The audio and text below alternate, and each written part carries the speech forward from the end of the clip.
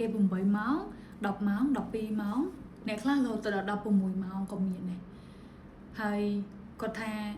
ខ្ញុំចង់រកចំណូលបន្ថែមមែនតើប៉ុន្តែខ្ញុំអត់មានច្រកអត់មានវិធីអត់ដឹងថាទៅត្រូវធ្វើបែបណារកមិនដើម្បីឲ្យទទួលបានចំណូលមកគ្រប់គ្រងក្រុមគ្រួសារបន្ថែមព្រោះវាមានអារម្មណ៍ថាខ្វះខាតអញ្ចឹងតែខ្ញុំគួរធ្វើមិនទៅហើយមួយផ្នែកពីខ្ញុំផ្ទាល់ហ្មងគឺមានវិធីសាស្ត្រផ្សេងច្រើនមែនតើនៅក្នុងការរកចំណូលប៉ុន្តែជាក់ស្ដែងដែលខ្ញុំឃើញបច្ចុប្បន្នណាបងប្អូនទាំងអស់គ្នាគឺការលក់អនឡាញគឺទោះបីជាយើងនៅទីណាក៏យើងលក់បានយើងនៅកន្លែងណាក៏យើងអាចលក់បានសំខាន់អ្វីដែលបងប្អូនទាំងអស់គ្នាត្រូវមានគឺបងប្អូនទាំងអស់គ្នាត្រូវមានចិត្តថាយើងចង់ចាប់ផ្ដើមវាពិតប្រាកដអត់ទី1ដែលយើងត្រូវមានគឺការសម្រេចចិត្តរបស់យើងផ្ទាល់តែយើងសម្រេចចិត្តនៅក្នុងការចង់បានចំណូលបន្ថែមពីផ្នែកនឹងពិតប្រាកដអត់ដូចយើងចង់លក់អនឡាញអញ្ចឹងគឺយើងមុខមុតជាមួយនឹងការលក់អនឡាញនឹងអត់ឬមួយក៏តែមួយឆាវហើយចំណុចទី2ដែលយើងត្រូវមានគឺpage អ្នកនរគ្នាត្រូវមាន page ហ្មងដាច់ខាតក៏ត្រូវតែមាន page អ្នកខ្លះគាត់ចេះបង្កើត page ទេអញ្ចឹងគាត់មាន account Facebook គាត់អាចប្រើលើ account Facebook សិនទៅហើយយើងសិក្សាបន្ថែមពាក់ព័ន្ធទៅនឹង page យើងបង្កើតមិនយើងធ្វើមិនបើសិនជាយើងអត់ចេះទេយើងមើលវីដេអូនៅក្នុងការបង្ហាញច្រើនខ្លាំងមែនតើនៅក្នុង Facebook នៅក្នុង TikTok នៅក្នុង YouTube គឺរបៀបនៅក្នុងការបង្កើត page គឺគេប្រាប់ច្រើនមែនតើនៅក្នុងករណីដែលបើសិនជាយើងអត់ចង់ចំណាយនៅក្នុងការចាយលុយនៅក្នុងការឲ្យគេបង្កើតឲ្យទេគឺយើងត្រូវរៀនសិក្សាខ្លួនឯងហើយថាចាយពេលយូរហត់ណានិយាយទៅគ្រប់ការងារទាំងអស់គឺត្រូវការចាយពេលវេលាបើសិនជាយើងអត់ចាយពេលវេលាទៅលើវាទេវានឹងអត់ងាយទទួលបានផលត្រឡប់មកវិញទេសូម្បីតែយើងធ្វើការឲ្យគេ8ម៉ោង10ម៉ោង12ម៉ោងក៏យើងចាយពេលរបស់យើងទៅដូរយកលុយត្រឡប់មកវិញជាប្រចាំខែដែរអញ្ចឹងដូចគ្នានៅពេលដែលយើងចាប់ដើមទៅលើវិស័យការលក់អនឡាញរបស់យើងណាក៏យើងចាប់ដើមដូចគ្នានៅក្នុងការត្រូវមាន page ត្រូវមាន account Facebook ត្រូវមាន Telegram ព្រោះឥឡូវនេះគឺគេចាប់ដើមលក់ច្រើននៅលើ Facebook នៅលើ TikTok នៅលើ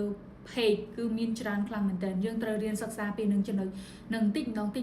បើសិនយើងអត់ចង់ចំណាយលុយទៅលើការជួលគេទេគឺយើងត្រូវរៀនសិក្សាម្ដងតិចពីខ្លួនឯងណាហើយត្រឡប់មកវិញតែខ្ញុំត្រូវលក់អីគេទៅនៅក្នុងករណីដែលបើសិនជាខ្ញុំចង់ចាប់ដើមលើវិស័យ online នឹងខ្លាំងមែនតើប៉ុន្តែខ្ញុំអត់ដឹងទេពីរបៀបនៅក្នុងការធ្វើអត់ដឹងថាត្រូវធ្វើមិនទេហើយចុះបើលក់ខ្ញុំលក់ត្រូវលក់មិនឧទាហរណ៍បើសិនជាខ្ញុំចេះបង្កើត page ហើយខ្ញុំចេះបង្កើត Facebook ហើយ Telegram TikTok ហើយអញ្ចឹងតើខ្ញុំត្រូវចាប់ដើមលក់ផលិតផលអីគេបងប្អូនអរគ្នាអត់ហត់ចាំបាច់ចំណាយច្រើនឬក៏ទៅកាត់ stock អវ៉ាន់ទាំងពាន់ឬក៏ទាំងម៉ឺនអីទេបងប្អូនអរគ្នាសាកប្រមូលផលិតផលដែលខ្លួនឯងស្រឡាញ់ពេញចិត្តមនុស្សម្នាក់តែងតែមានរបស់ប្រើរៀងខ្លួនហ្នឹងអញ្ចឹងឧទាហរណ៍ថាបងប្អូនទាំងគ្នាប្រើផលិតផលអីដូចជាស្ដែងខ្ញុំប្រើផលិតផលមីអញ្ចឹងបងប្អូនទាំងគ្នាយកផលិតផលហ្នឹងយកមក review យកមកថតយកមក promote នៅពេលដែលគេចាប់ផ្ដើមឃើញពីសកម្មភាពរបស់យើងហើយគេចាប់អារម្មណ៍គេសួរអូនមុខកូនឯងស្អាតមុខកូនឯងភ្លឺមុខកូនឯងធ្វើមិនទៅហើយអត់ឯងធ្វើមិនបានមុខស្អាតអញ្ចឹងភ្លឺអញ្ចឹងនៅពេលដែលមានអ្នកសួរបងមានចម្លើយប្រាប់គេហើយធ្វើវីដេអូជាបន្តទៅ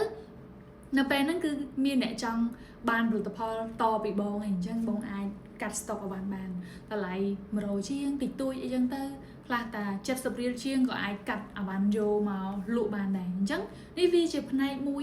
គាត់ថាហត់អូនអើយធ្វើអញ្ចឹងហត់មកពីធ្វើការហើយមកធ្វើអញ្ចឹងទៀតបងបើសិនជាបងចង់បានចំណូលបន្ថែមពីការលក់អនឡាញចំណូលបន្ថែមពីការធ្វើការក្រៅពីការធ្វើការបងតើបងធ្វើអញ្ចឹងមានអាជីពច្រើនខ្លាំងមែនតើអ្នកអាចរកចំណូលបានតែការងារដែលងាយស្រួលហើយយើងអត់ហត់ចាំបាច់ទៅដល់កន្លែងឬក៏យើងមាន stock អវ៉ាន់ច្រើនគឺមានតែការលក់អនឡាញមួយទេអញ្ចឹងបើសិនជាបងប្អូនទាំងអស់គ្នាមានចម្ងល់ឬក៏ចង់ដឹងអីបន្ថែមពាក់ព័ន្ធទៅនឹងការរកចំណូលបន្ថែមឬមួយក៏ការលក់អនឡាញផ្សេងអាចសាកសួរនៅក្នុង page របស់ពួកយើងផ្ទាល់បានយើងនឹងប្រឹក្សាយោបល់ឲ្យបងប្អូនអរគ្នាមានចម្ងល់ចង់សាកសួរអាចសួរនៅក្នុង comment យើងបានយើងនឹងឆ្លើយនៅក្នុងវីដេអូបន្តទៀតអរគុណ